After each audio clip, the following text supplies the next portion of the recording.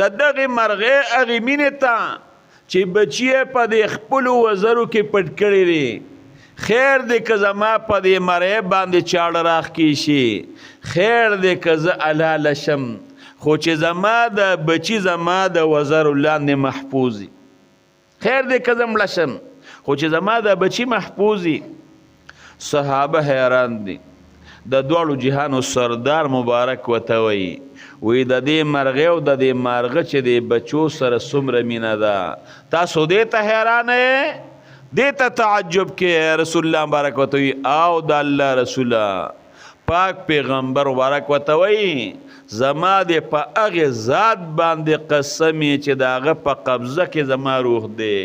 لله ارحم بعباده، رب العالمین د دې مرغې نه چې دا په دې بچو مهربانه ده، د دې نه زیات په خپلو بندګانو مهربانه دی.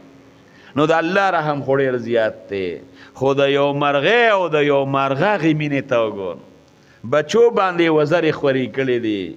خیر دی که زه الحاله شم، خو چې زما دا بچي بچ شي.